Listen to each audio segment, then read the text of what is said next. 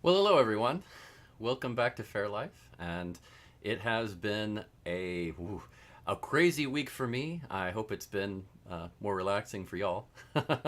Never boring, never boring. And hey, great to see you all, Drew and Kurt and Katsurita, and Healy and Greg. Yeah, wonderful to see you. And Alicia's here with us too. Yay! I love it when she's here. It makes life so much better and easier. So always wonderful. But yeah. I guess to start off, if you can go ahead and share the stream on your Facebook, always appreciated, and subscribe if you're on YouTube if you haven't done that yet. And always good. Oh, Leisha, no work today, just this work. Well, that's nice. So thanks for joining us on your day off. Um, I am feeling better. Yes, I kind of had a show last Thursday online for Dragon Con, sort of a pre-Dragon Con online show. So that was pretty stressful last week. I spent several days trying to uh, get the setup together because my old bandmate Mark Gunn and I did an online show. He was in Atlanta, and I'm in Austin. So trying to sync up the audio so that you can play with as low latency as possible so you can hear each other and get on beat is a challenge for musicians. It's a challenge for the technology because you're limited, best case scenario, by the speed of light, which, believe it or not, is still, it's around, well, let's see, from Austin to Atlanta, it's still around 22 milliseconds. That's life. That's physics, unfortunately. So you try to limit that, not go too much over that. So it is always a challenge. And no, thank you, Janine. Thanks. I'm glad you enjoyed it. It was. I'm going to talk about that a little bit tonight because uh, it was a good learning experience. With the new computer, I had to do my entire remote streaming setup from scratch and set it all up again, which is both good and bad because, well, I mean, first of all, I had to try to recreate all the tweaks and everything I did on the old computer, but also forced me to kind of create as optimal a setup as I could. And I came up with some new ideas too on how to do it and do it well. But it wasn't perfect. There were still a few snags with the timing, and I learned a lot from that. I think it was a good trial run where I was very happy with the results considering, but if I do it again, I think it'll be perfect. And that's always the goal. And hey, Gwendolyn and Kathy. And yes, perceptible. That's true. Um, so yeah, good luck with the job interview, Janine, and definitely, and yeah, Alicia wishes you good luck as well. But yeah, after that, I had a bunch of work dumped on me from several different places. It's tough because, like a regular traditional bard or the stereotypical bard, I do a lot of different things. I have sort of a lot of different jobs that I do. A little bit of this, a little bit of that.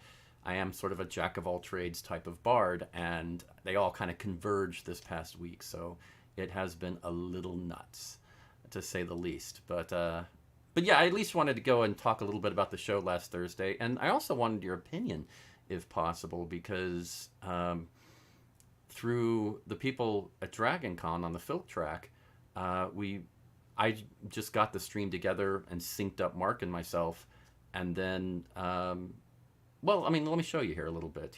Here's how it looked for me. This is what it looked like with putting it all together, and before I sent it to DragonCon to their through Streamyard, this is what it looked like initially, and there I am and Mark, and I thought the quality was very good, and the video quality and the audio quality just great. I was very happy with it. But then when it went to StreamYard, it changed a little bit. It looked more like this. Now, StreamYard, unless you pay for the Pro account, which is $30, is it 30 or $40 a month? You're limited to 720p. So what she did was she forced it into a smaller window on the screen, which hides some of the video problems, I guess. It's a way to minimize the blockiness and the problems that you might encounter from that, which is pretty smart, really. And then you have the text scrolling around.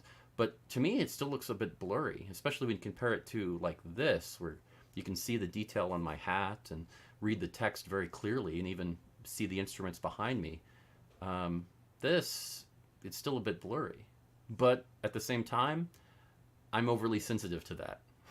I deal with video all the time, and I've spent the last couple of years especially obsessing over video quality for Life's a Faire, trying to get the best video quality for this show and for other events that we've streamed before.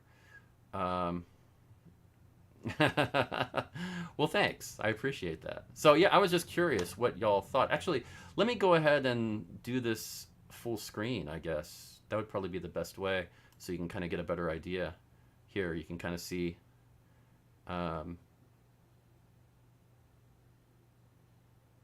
see this whole what it looks like with them, and then you can kind of go back and see the quality difference, like the detail in my face, and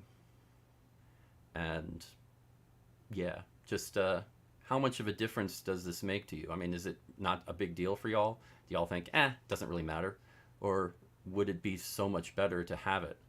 And, you know, let's just go ahead. I'm going to obsess over this because that's me. Let's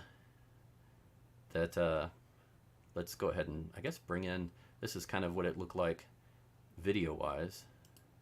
And, you know, StreamYard really helps you do some graphics. And this is kind of what it looks like. I mean, it's a great tool for somebody who doesn't really know, that doesn't really know much about graphics and how to do it. It makes it a lot easier. They have templates. You can just put your logo on there and make it look pretty professional. To me, this looks good quality. It's good. It's not great, but it's good to very good quality.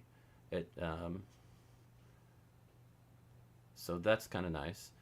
Then, but when you go over, here's a test version that I recorded locally, and this is what I had that I would have sent out, and closer to what it would have looked like if I had done it directly on my end. And here you go. You can kind of see what it would have looked like. Here, I can jump ahead a little bit and see, yeah, there you go. And this is how clear it would have been if I'd sent it, I think. And I don't know, can you really tell a difference? Is it really that much of a, when you go from here to there, I mean, is it that much of a big deal? I don't know, maybe it's just me. And yeah. Oh, that's over. Sorry, as an acoustician, it's the sound that matters. Yeah, I totally get that. I totally get that. Yeah, I don't know. And you know, honestly, I think the sound was pretty good. I did a little checking on. Oh, thank you, Janine. That's good feedback. And hey, Andrew, thanks for joining. Yeah. Sitting in the front row instead of the middle of the term. Yeah, it's a little less fuzzy, and it has that intimacy aspect. It just looks so clean. But I did check StreamYard, and I was curious what's going on. And let's see. According to their website, their bit rates, this was limited to 720p, and they limit it to 3,000 kilobits per second as it goes out. So yeah, I don't know. I mean, for me, on Facebook, I send it out at 720p. On YouTube, I send it out at 1080p. But on Facebook, for the 720, I do it closer to 4,000 kilobits per second. So it's much higher quality when I'm sending out. For YouTube, for the 1080p, I send it out at almost 6,000 kilobits per second. So yeah, they're definitely limiting you a bit. Of course, it all really depends on the quality of the encoder they're using. And a real-time encoder, it's usually very inefficient. So you got to throw a lot of bits at it, a very high bit rate to make it look good. That's the trick. And the audio bit rate is 128. And yeah, that's what you were saying about the acoustics. You know, I mean, back in the day, everybody listened to 128 kilobits per second MP3s. Well, this is AAC. It's a much better quality codec. So 128, I mean, personally, I'd rather have 160, but 128 is fine. and I tried to make the sound as good as I could on the recording. I think that came out okay. Um, oh, okay, and that is a problem. And yeah, that's part of the thing. When you go with the real time, what they do is on replay, um, they re-encode it so that you can get that full resolution, and it's a lot smaller, and you can download it easily. But with this, yeah, it's kind of a yeah.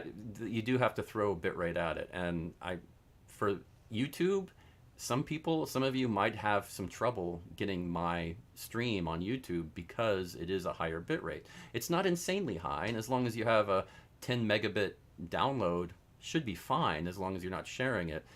But that's sort of the goal, to try to find that balance. And I spent a lot of time trying to find that.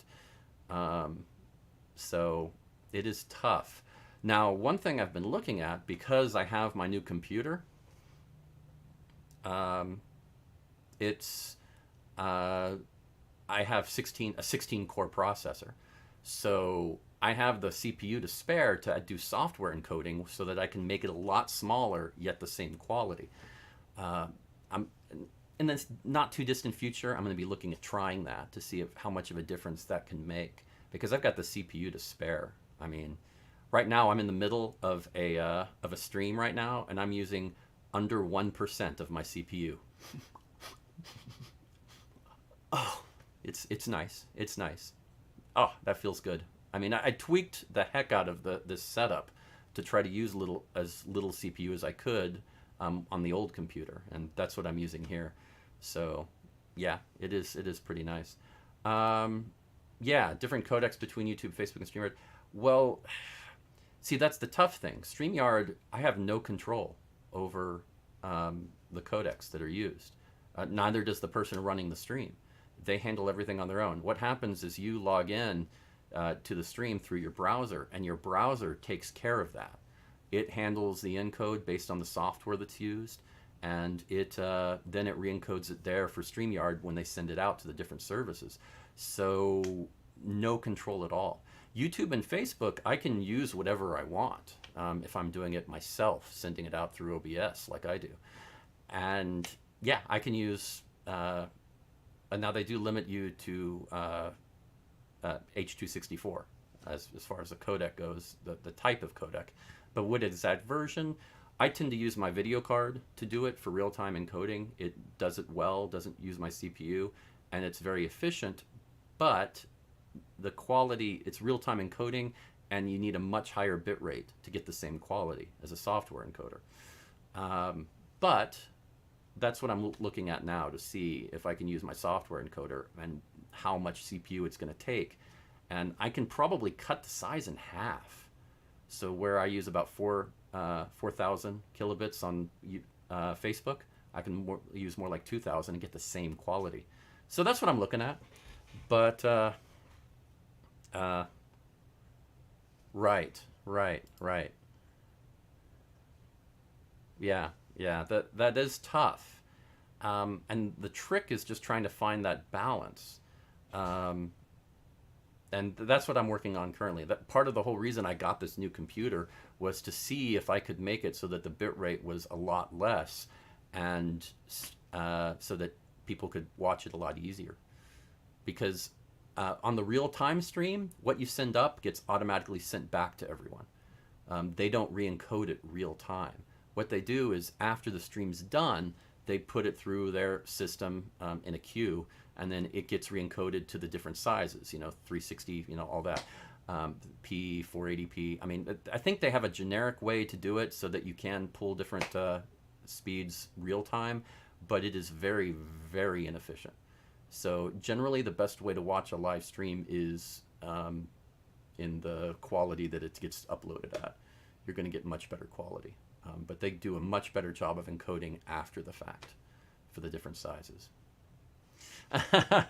Yeah, I know. Sorry about that. I'm getting a way too techie on this, but you're asking a few questions. So mainly I just wanted feedback to see what you thought between the whole difference in quality between if you thought it was a big deal. I mean, I'm constantly working on audio too. What Healy asked about. Uh, so yeah, it's a big question of what uh, what would work and what wouldn't. I don't know. But that's always been my goal, to try to make it so that the quality is much better, and to do a real time remote concert with different people. I mean, my dream for a while has been to set it up where I can have like a monthly or maybe quarterly show with different musicians, and we can jam together remotely, and it'll sound and look great.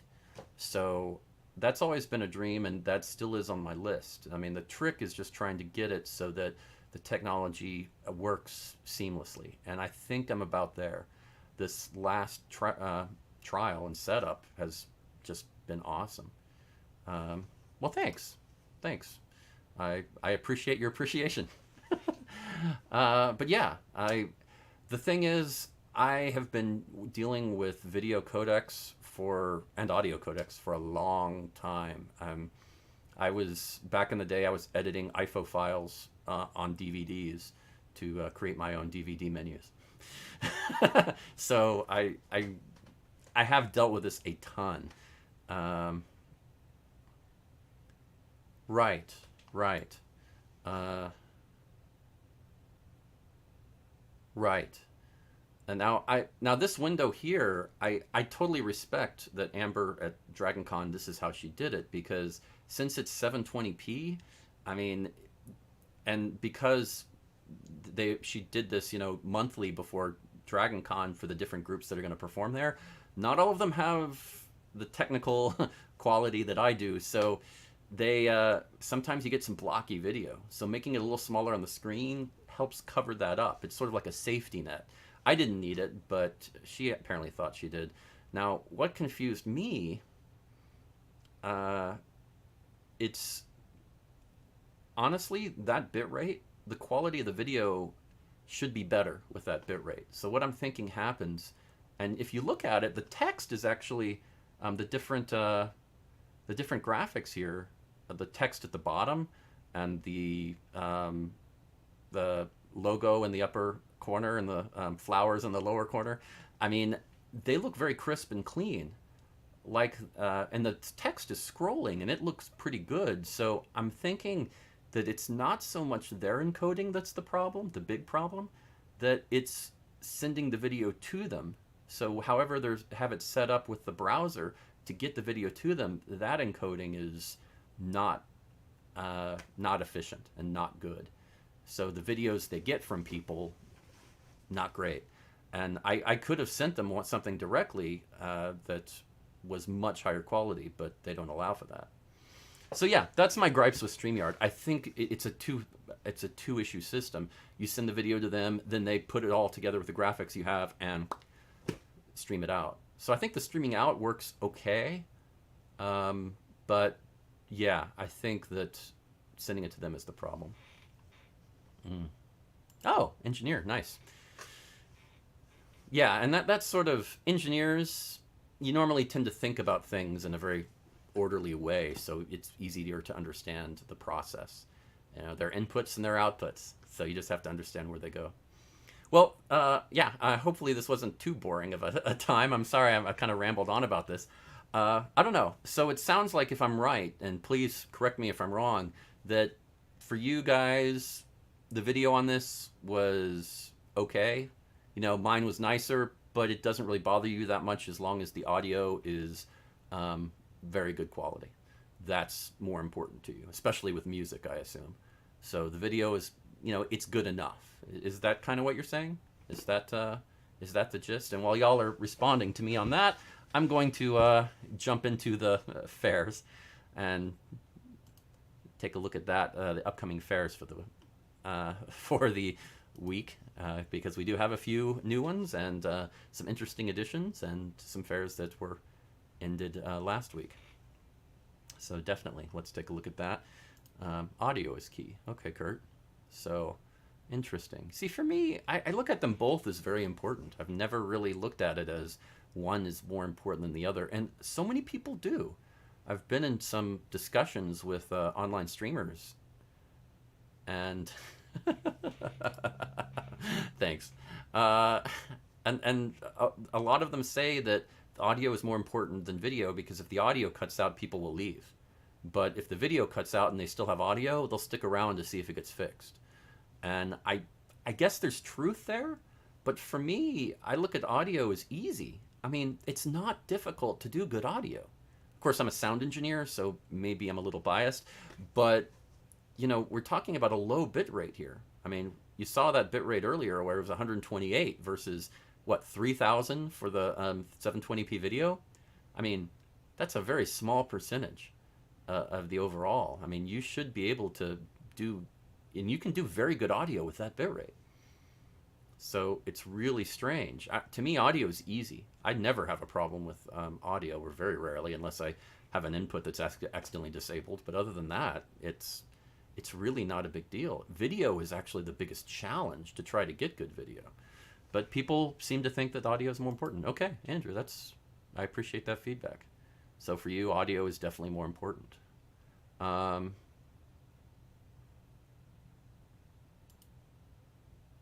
Right, and that's part of the thing. Yeah, for some, I think video is very important. Like for instance, uh, they were I know Digital Ren Fair. We were talking about it at one point, and they were talking about audio being the most important, and they were using it as a demonstration their last show before, and it was a belly dancer, and I'm like, the audio is more important for a belly dancer? Are you crazy? That made no sense to me, none at all. So. Um, but I think you're probably right. I think the general mentality of people is that if the audio is there, then there's still a chance it can be fixed. If it's gone, then it's not worth their time and they leave. So I guess with that mentality, I see their point. But to me, I look at it all as the same thing. I mean, they're very separate, but audio and video is, um, yeah. I look at it as as two sides of the same coin. I mean, if one is a, a bit less in quality, if one side of that coin is worn down, you're going to get that coin is worth less. If it's a collector piece, I mean, that's kind of it. I look at it as an overall that you need to get both. So I never try to look at it as this one is more important. But I'm weird. But yeah, please, if you have any other feedback, any other thoughts on that, please share. I'm very interested in that. But okay, let's jump into the uh, through the fairs this week. We do have a few new ones, so something to check out. Let's see, and of course, I'm going to include all of your happy little laser pointers. So let your feline instincts get ready. Uh, let's see. We have over in New York, we have the Sterling Renaissance Festival. Over here is 5 more weekends left, so that's in Sterling, New York. Something to check out. And this week, one weekend only. We nearby, right off of what is it, Oneida Lake, and Sylvan Beach, New York, the Sylvan Beach Pirates Weekend. So a little pirate festival this weekend. That's Thursday through Sunday, so a pretty long one. Then going down, or over, I guess, to Michigan, we have the Mid-Michigan Enchanted Forest. 3 weekends left in Vassar, Michigan. This is the first weekend there. And over in Kenosha, Wisconsin, 8 more weekends left of the Bristol Renaissance Fair. So something to enjoy. Then going down to Ohio, the Great Lakes Medieval Fair and Marketplace. 6 more weekends in Rock Creek, Ohio. And let's see, going down to Kentucky, the Kentucky Highland Renaissance Festival. Last weekend there in Eminence, Kentucky. So check that out if you're nearby. Then over in Colorado, we have the Colorado Renaissance Festival still going on in Larkspur. 4 more weekends there, so check that out. The Utah Midsummer Renaissance Fair over a little to the west in Cedar City, Utah. 1 weekend only, but Wednesday to Saturday. Very odd time frame there, but something to check out.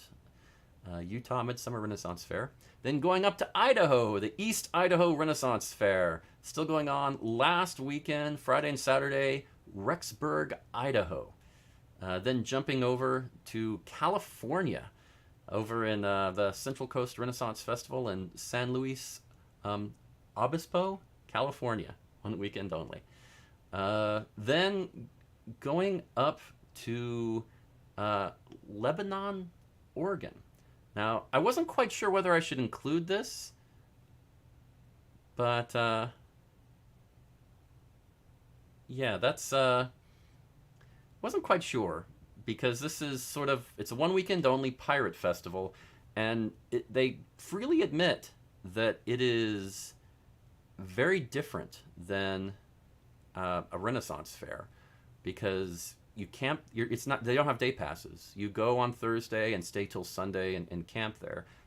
They recommend you dress in garb, and it's adults only, 18 plus. So I don't know. I mean, it's kind of. I was on the fence, but I included it in here. Either it's something that you'll really like or not. I think it's just one of those. It's not. I mean, it's not like an adult kind of clothing optional type fair or anything. It's it's an attempt to be immersive in the genre and really just have fun and get away from the kids, I guess, kind of thing. So I get that. So we'll include it on there for now and see how it goes. Port Nassau, a Sea Dogs Refuge in Lebanon, Oregon. So something to check out. Now, there is one that is off the map up here north of Montana.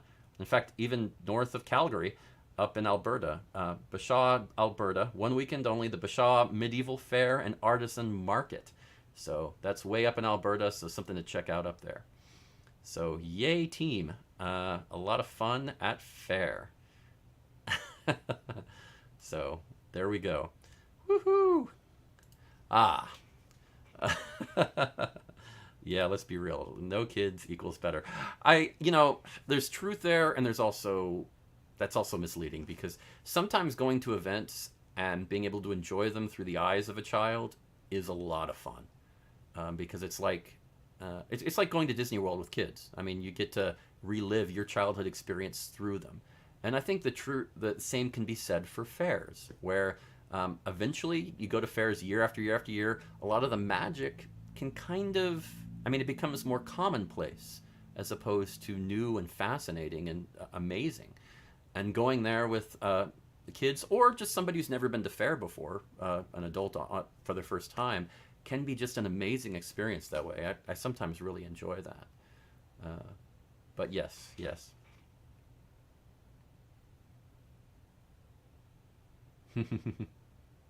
Yeah, I understand. Um,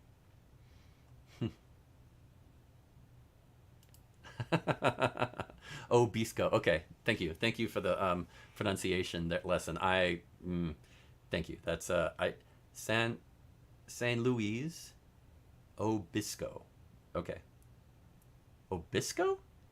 That's okay. Weird spelling on that, but we'll take that. Fine. Never easy.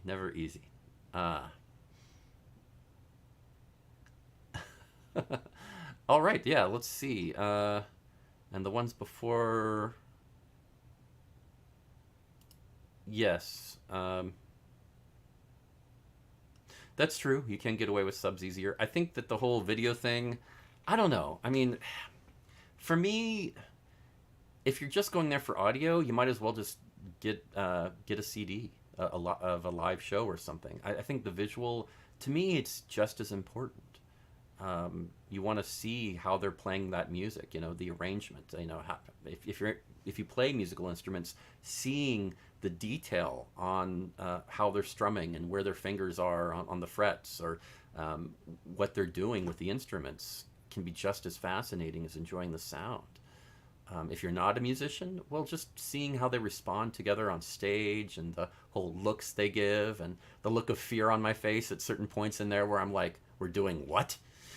That happens. So yes, I really can find that so important. Yeah. I really think so. Fair enough, Andrew. Fair enough on that. Yeah, that is an interesting fair. Well, I'm probably just gonna call it here. Oh man, it has been a crazy week for me. Next week should be a lot better. I'll get back to a little bit on the history of Faire. Um, really, really, really. Honestly, part of the whole thing with us is we just go up there and have fun, and we try to mess with each other. If we just are goofballs, and if one of us breaks, we think both of us thinks it's hilarious, and we also don't stress about that. I know that you'd think that I'd be a little more obsessive about perfection, and when I first started doing music professionally, I was, but I quickly learned, especially with playing with Mark, that I can't do that. You just kind of have to go with the flow and relax and enjoy it because it's never going to be perfect, especially live. Um, oh wow, yeah. Well, hopefully you'll get back to Dragon Con soon, Chris, because it's a lot of fun. It is a lot of fun.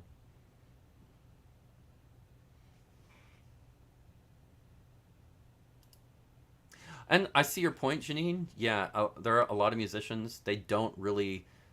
How do I put this? Musicians don't necessarily. They're not necessarily performers. There's a difference. There's a difference between having a performance and playing a concert. And if you're just playing a concert, the goal is to try to make it as perfect as possible, make it sound like a CD, except adding that live sense there to make it special. That's what a concert is. You're regurgitating the music. It shouldn't be any different than what the CD is, really, essentially. But a performance is special. You're putting on a show. There's more to it than the music or the situation, and that's yeah, you're right. A lot of musicians don't necessarily do that. They just put on a concert, and I don't know. I see. I don't necessarily think one is better than another because concerts certainly have their place, but I will say that shows are a lot more fun to do for me. So I like them. I like putting on a show and just having fun with it. Because I've always found if you have fun on stage, the audience will have fun with you because you're taking them on the journey with you. And you have a fun time, they have a fun time. If you stress over you missed this note or the other musician didn't come in on time or whatever, and you show your displeasure on stage, well, the audience is going to empathize with that displeasure. And you don't want that. It's not worth it. And you're right, Drew. He is not kidding. He does. That's what he does. Perform. That's his whole shtick. I mean, it is that type of thing, and I mean it's different for people that aren't that being a musician isn't the prime thing they do in their shows. You kind of have to do a performance in a way, but music is a little different because you can fall into that trap of just doing a concert. It's almost like having a wall between you and the audience, a separation that you can hide behind, and it's a crutch that I don't think is a good thing. I think you need to get out of your comfort zone and open up on stage, and you're going to have a better show because of it if you can get used to that. But I mean, there's not only one way to do a show, so I don't want to say that all people should do it that way. That's another trap you fall into where you think there's only one way to do something. Yeah, no, that's how things get boring. If you ever think that. Yes. Oh, interesting. Okay. Well, they don't speak much English. Interesting.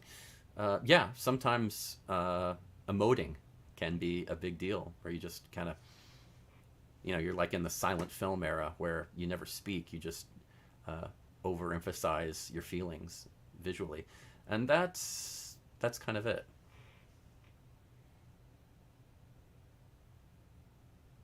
Oh, right, right. Yes, and Gen Con is coming up in a few weeks. I'll be at Gen Con and playing music for several straight days, so that should be a lot of fun.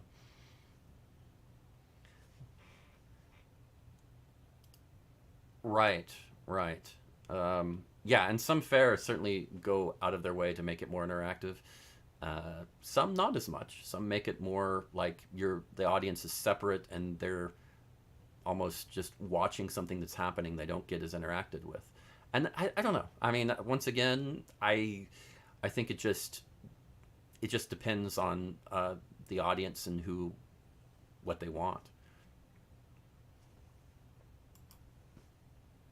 Right, right. And there are a lot of people do. I know some people, especially the high anxiety people, who don't like being interacted with. They want to feel like they're invisible in an audience and they're a neutral observer who they don't have to stress over somebody randomly talking to them, like the performer just saying, "Hey, what do you think? What are you going to do?" And recommend a song. Why aren't you singing along? That kind of thing.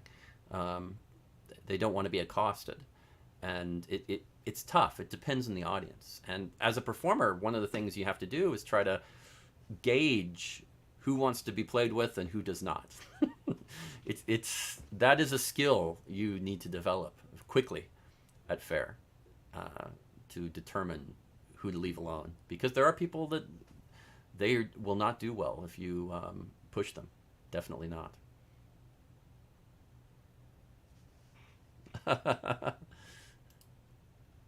I tip. Does that help? Well, certainly appreciated. Never hurts. Never hurts. Yeah, and I know. I see that all the time, and I've walked that line because honestly, I'm when I go to shows, I am usually more intellectual about it. I'm analyzing the arrangement that they're doing. I'm looking at the instrumentation. I'm looking at the where their hands are. What they're doing with their instruments, the strumming patterns, the all of that. My brain is analyzing, and when somebody just says, "Hey, what are you doing? Why aren't you?" I've had people sometimes say, "Did you not enjoy the show because you weren't smiling?" I was like, "Oh no, I'm sorry. I was actually analyzing it in my head." It's as a sound engineer, it's difficult for me to turn that off. So I was never a fan of being accosted, by the performers at Faire. It always rattled me a little bit, which is weird considering what I do now. But it was tough, and it's made me very sensitive to that. That some people, you've got to be careful where their comfort zone is, and even people that don't necessarily want to be talked to or interacted with, there are ways to go minimalist with that. And I mean, Drew knows what I'm talking about, but you can just go minimalist with that to kind of feel them out to see. And if, yeah, sometimes they'll respond. If they don't, then it's okay to leave them alone. And then, honestly, Drew is much better at this than I am, I'm sure, because he's performance company, all that kind of, I mean, he's been trained by numerous individuals and has tons of experience doing it. I kind of fell into it and had to learn on the job, but yeah, I mean, I learned a lot of that by watching people like Drew and how they did it, because it's a challenge at first, and you learn very quickly that you have to be a bit of a psychologist and appreciate that not everyone thinks the same. Not everybody wants the same things from Faire, and if you try to please everybody, you're going to end up pleasing nobody. So you just kind of have to roll with it and ride the wave that is random every time. You never know how it's going to turn out, and you adjust your show accordingly based on the response you get. And you try to make it generally enjoyable for everybody as much as you can, but you concentrate on the people that are in the audience at that time. And you say, okay, more of the audience is appreciative of this kind of stuff. More of them want drinking songs. More of them want to sing along. So let's do some sing alongs and go with that. Sometimes people are just tired, and you get an audience of people who don't really seem interactive, and they want to just chill.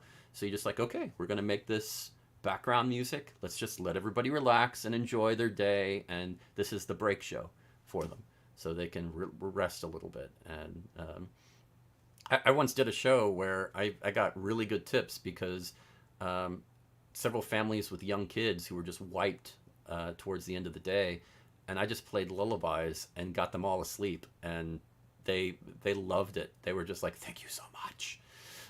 So you just kind of have to work with the audience. And oh yeah, you're totally right, Alicia. If you are not having fun, I mean, maybe a phenomenal actor or actress can pull that off, but it's a lot easier to sell fun when you're having fun. So, yes. Honestly, it's the recorder. When you get the tenor recorder, the large one, and it gets that mellow sound out, oh, it's great. It's so good. It's so good. The kids just eat that up. It is, it's really, really nice. Yeah, I love that. Uh, oh, right, right, right. You're not wrong. You're not wrong. Um, but I also realized pretty quick that um, people who, when you feel like you are stupid in front of your idol or whatever, um, that person knows exactly what you're going through because they have idols too, and they've gone through the same thing. So they're not going to give you a hard time over it. They're going to be very understanding most of the time. I mean, it's not that big of a deal. It's like, oh, okay, you're overwhelmed. It's perfectly okay. It's happened to all of us. So no problem. And that's how an artist should respond in that situation. And I've seen them do it. Usually they're very magnanimous about it. They really, they take it as a compliment in a way. And as, as you should. But also they're just patient because they get, okay, let's just let you get it out however you can. Um, you're not wrong. It's also a skill, but I think the trick is really just learning that celebrities are people, and it's easier to just kind of treat them as, you know, they're not gods. They don't just have this separation from normal humans. No, they have the same needs, anxieties, fears, imposter syndrome going on sometimes. I mean, all this different stuff that everybody else does. So don't stress over it. Honestly, sometimes the little recorder works well too. Kids like it, and it really kind of gets their attention and can keep it as long as you have fun with it. And they love to dance to it and be goofy. But for lullabies, yeah, the soprano recorder, not so good. Oh, yeah, I love the high notes as well.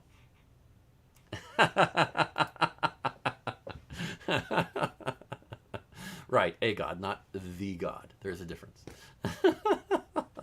Let's say godlike. That's better. That is a much better way to look at it. Well, okay. Well, I just ran over talking about this because y'all seemed interested. But yeah, it is that whole interactive thing as a performer is fascinating, and um, yeah, I'd be curious if there's actually a good book out there. I've never seen one. There probably is somewhere, but uh, yeah, I'd be interested. It is. It's fascinating. One of the best things that happened to me early on is um, when I started doing conventions, uh, and they'd put us in the green room with all of these famous writers and actors, and um, because we were the musician. And smaller conventions, there's just a few people, and the larger ones, you'd still see. I mean, the people I've literally ran into, where I turn a corner and boom, running into in the green room, and it's like, oh, hi, love your work, that kind of thing. It's scary sometimes when I think about it. Having great conversations with them, and eventually you just kind of get used to it, and that was actually very beneficial to me to lose my whole oh my god kind of thing going on in my head. Look who I'm talking to. In fact, one of my favorites was probably Skip Williams. Talking with him, met him on the way to a convention in New York. We were on the same plane, and then we ended up talking to him in the airport and on the bus ride over to the hotel. And yeah, he's really interesting. Now, Skip Williams, he co-wrote, uh, let's see, Dungeons and Dragons Third Edition, and he likes to call himself Gary Gygax's first employee, because he was. So yeah, it is. That was I enjoyed talking with him. He was just. I asked him a few questions about gaming and some of the things, and yeah, great responses. Really nice guy. Really nice guy. And it's fun when you find out that some of those people that you're just like, oh wow, I've actually played this game that you wrote or whatever. that they're really nice people. Sometimes they're not, but it's nice when they are. It is nice when they are. Anyway, so moving on. Yeah, this has gone on longer than I expected. Sorry, but always great talking with you. If I appreciate the feedback on. Um, oh, really? I didn't know he ran Gen Con for a couple of years. That's awesome. Yeah, I met him back in like what was it? This was would have been I don't know 04, 05, something like that. And he we were going over to Icon, and he was just a writer at that point, writing for different publications. So, wow, that's awesome. Okay, nice. Well, anyway, this I appreciate the feedback on the show because I really obsess about video and audio, and I always wonder what's good enough. I mean, it's not going to stop me obsessing, but I'm just always curious. Next time we do a video or a show for Dragon Con, I'm probably just going to try to send it directly to their Facebook and YouTube as opposed to going through StreamYard if I can do that, because that's yeah, I I really think the quality difference would be good. But I also think that now with that successful test, the syncing of the audio will be perfect, and I think I finally figured out the best method of doing a remote live stream audio show. I really think that's great. CDO. CDO? Um, I'm not sure. I'm not sure about the reference.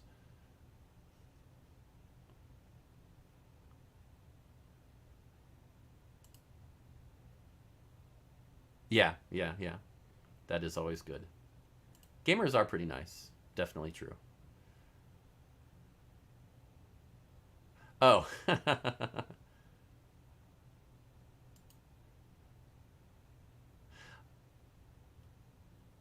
Oh, you mean OCD? No, I mean I'm sure I have a few tendencies, but it's really not that big of a thing. It's mainly just it's mainly just a goal because partly because I encode all my I have my own media drive that I take on the road with me with all my movies, and I always obsessed about trying to get really good quality on the encodes because it was tough back in the day, um, and so I think that kind of turned me into that. Oh, see, I'm not OCD, like I said. I mean, I think I just yeah, and I think that's probably more it.